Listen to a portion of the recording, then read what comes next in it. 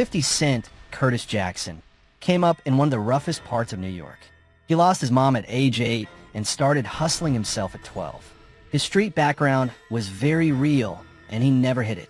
In fact, he leaned into it.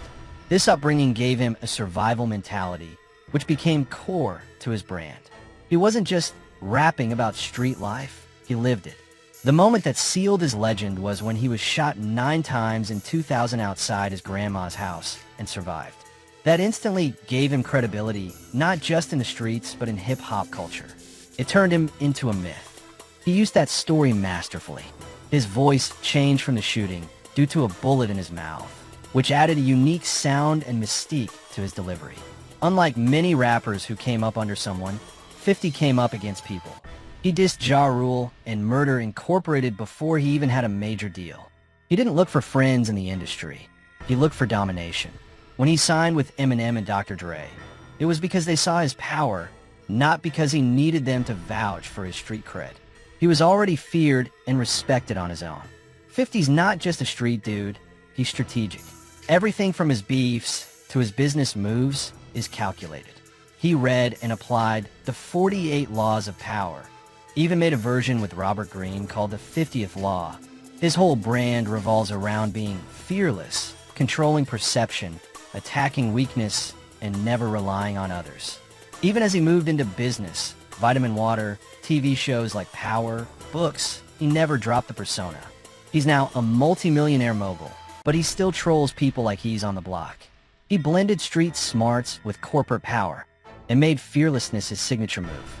Where I'm at, the price of life, I grew up at the price of life is cheap. So if you got the money, if you got the bag, it's going to happen. When you drop it, it's a go. So tell me who is done, or you think I won't drop the bag? That's what you think? No, look, hey. You got to be kidding me. Like, that's the easiest thing in the world. I'm just asking. And then you say, and you got to get, and I got the team. I got to come, I got the, it's stronger than linebackers. My lawyers, I got a crew. Front line stronger than that. After 50 Cent survived being shot 9 times, he knew people still wanted him dead, especially after exposing street beefs in his music. Ghetto Quran allegedly revealed too much about real street figures. There were real threats on his life, and he wasn't going to take chances. So moving heavy wasn't a luxury, it was a necessity. Security, shooters, and muscle were always part of his entourage. At their peak, G-Unit was one of the flashiest crews in hip-hop. Bulletproof trucks, diamond-encrusted spinner chains, designer clothes, and Timberlands, literally throwing stacks at clubs and fans. When you flaunt like that, especially in other cities, you attract jackers, haters, and enemies. So they needed visible strength to move safely. Because 50 and G-Unit often refused to check in with local street figures, they had to bring their own protection. That meant ex-cops and ex-military for logistics and safety, street dudes from Queens and surrounding areas, local affiliations, in some cases like Spiderlock in LA, Young Buck in the South. If they weren't going to ask for safe passage, they had to enforce their own, rolling 20 to 30 deep meant self-contained security. This was bigger than music. G-Unit clothing was pulling in millions. G-Unit Records was signing artists and pushing albums. 50 had vitamin water, books, movies, and brands tied to his name. When you're moving like a CEO and a rapper and a street boss, you're carrying a bag way too big to risk. So they moved like a presidential detail. When G-Unit pulled up 30 deep, it sent a message. We run our own thing. We don't fear anyone. If you want to test us, it's going to cost you. You know, if you punch somebody in the mouth, they like, yo, I'm up.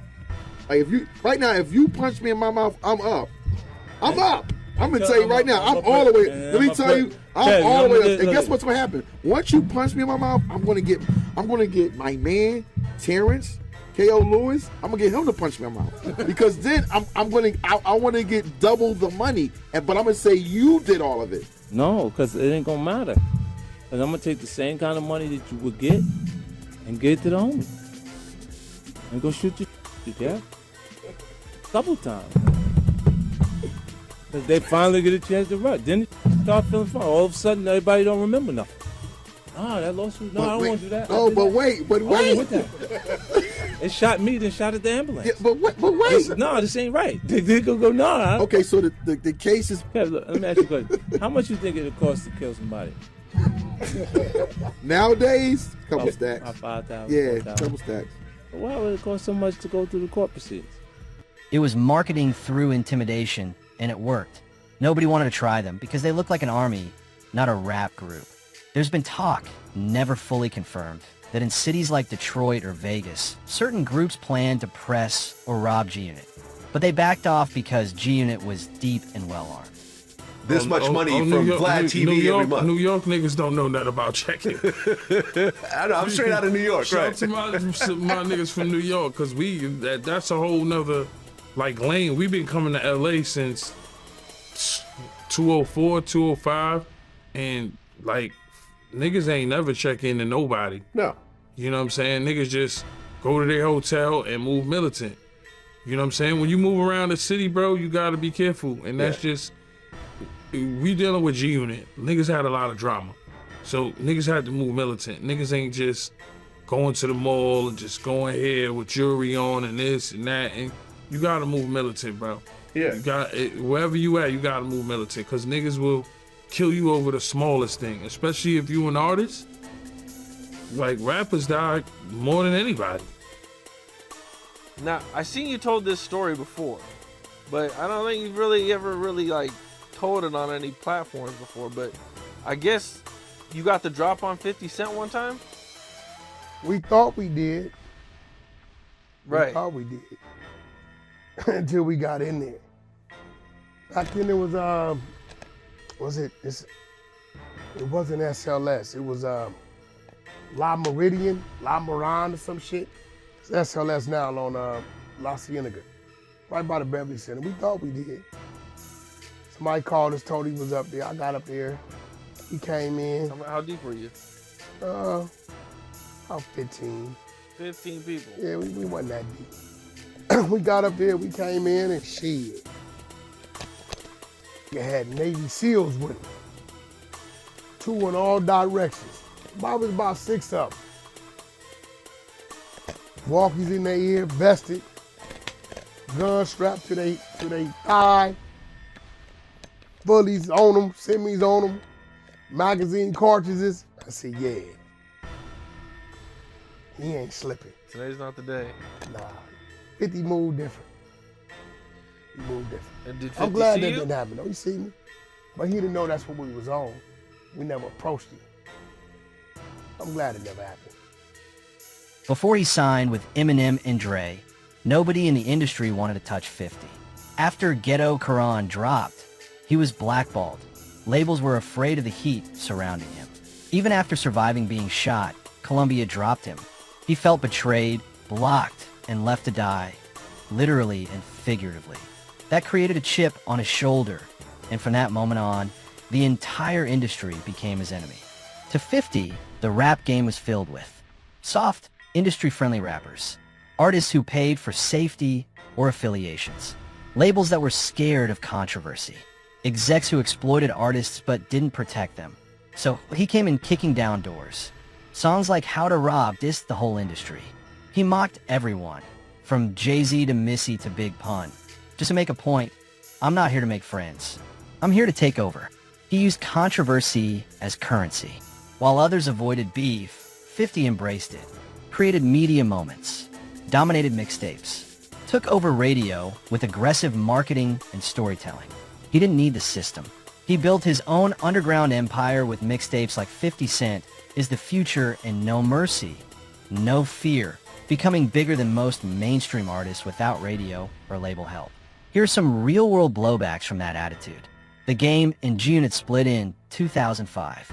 This is the most famous example of G-Unit beef spilling into the streets.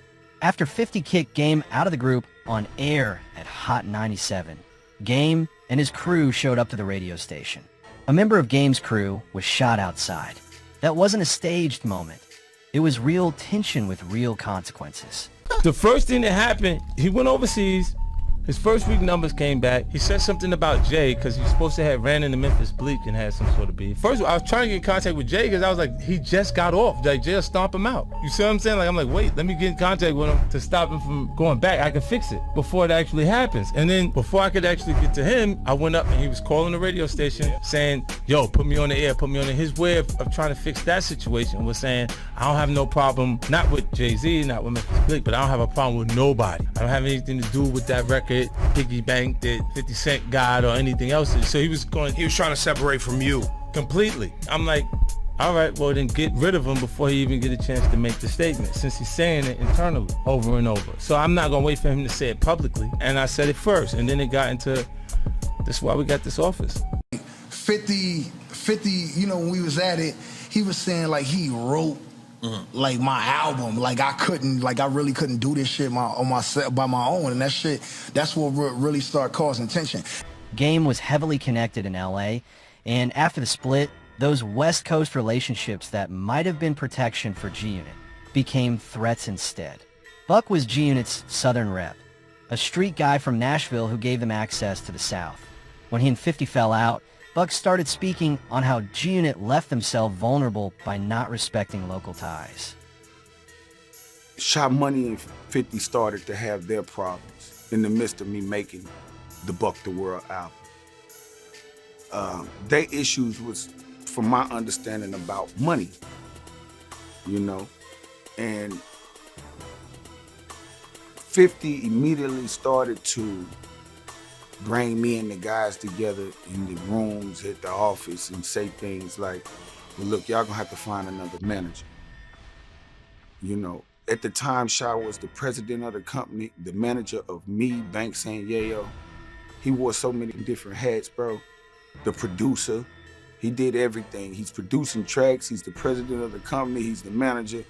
And then all of a sudden, him and 50 stopped seeing eye to eye for whatever reasons, which put me in a position where I had to make a decision on whether I'm gonna continue with him being my manager or not, when 50 just told all of us that we needed to go find new management because he's cutting his ties with Sha. I just dropped Buck the World. Not only that, this is the only manager I know.